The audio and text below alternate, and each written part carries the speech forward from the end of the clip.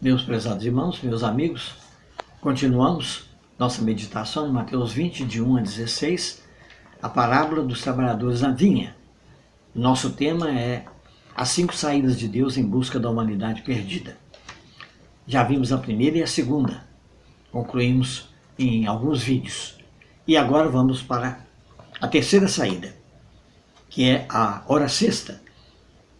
Está escrito, tendo saído outra vez, perto da hora sexta, meio-dia, procedeu da mesma forma.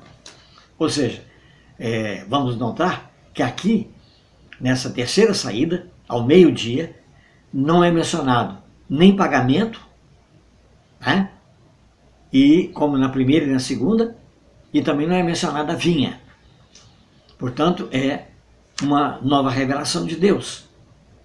Nessa terceira saída do Senhor Deus, em busca da humanidade perdida, então nós temos agora a era da igreja. Meio-dia, como está escrito na palavra de Deus, já um dos escritores diz que quando o dia é perfeito, é exatamente meio-dia. E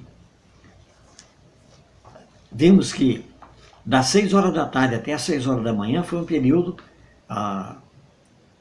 registrado na palavra de Deus, Gênesis de 1 até 11, e quando Deus não se revelou de maneira clara aos homens, né?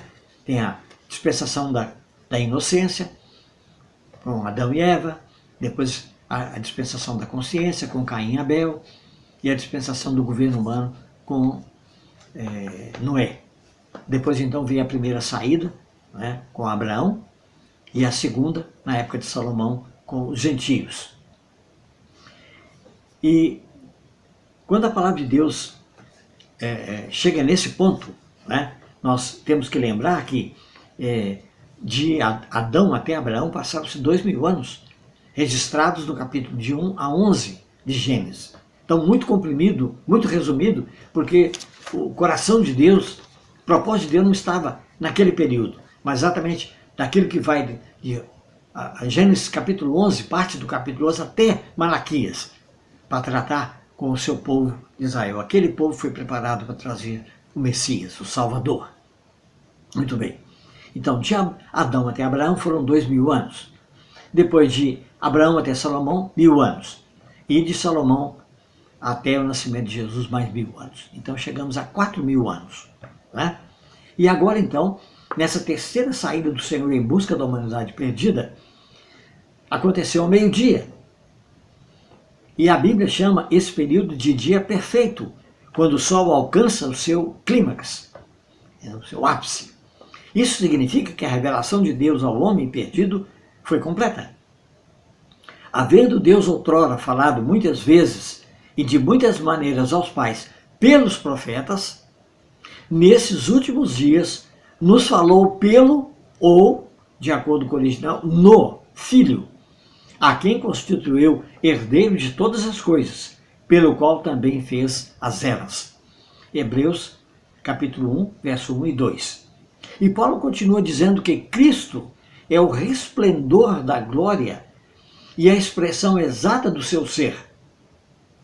Em Hebreus, capítulo 1, verso 3. Jesus, o Filho unigênito de Deus, viveu nessa terra por 33 anos e meio. E no final, ele foi crucificado para pagar a culpa de toda a humanidade. Chegamos ao meio-dia da revelação de Deus. Algumas diferenças marcantes que nós podemos salientar.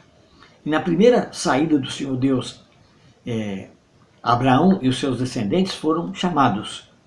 Na segunda saída, nos dias de Salomão, os gentios foram chamados. Na primeira saída, os homens são chamados de trabalhadores, porque são judeus. E na segunda saída, são chamados de desocupados, porque eram gentios, não se converteram. A esses dois grupos foi prometido um pagamento, dando a entender que era a época da lei. Mas na terceira saída, nada é dito sobre pagamento, porque chegamos à era da graça, à era da igreja. No texto está escrito que o dono da vinha procedeu da mesma forma, isto é, ele foi à procura de trabalhadores para a sua vinha, mas nada é dito sobre pagamento. O outro ponto importante a ser observado é a menção da vinha. Nas duas primeiras saídas, a vinha é mencionada, mas na terceira e na quarta, não. Meus irmãos, nessa terceira saída, quando a igreja é chamada, a era da igreja, então agora nós temos, o Senhor vai juntar agora aqueles dois grupos iniciais, Abraão, seus descendentes e os gentios, ele vai juntar os dois num só corpo. É isso? E na terceira saída do proprietário é mencionado, só o proprietário é mencionado. Porque na era da igreja, na era da graça, né, a carne e o homem não têm lugar. As pessoas não são descritas, né, visto que essa oferta, essa chamada para o mundo inteiro. Né, e o Senhor então vai unir judeus e gentios num só corpo, na igreja, como está escrito em Efésios capítulo 2. Nós vamos prosseguir a nossa meditação no próximo vídeo.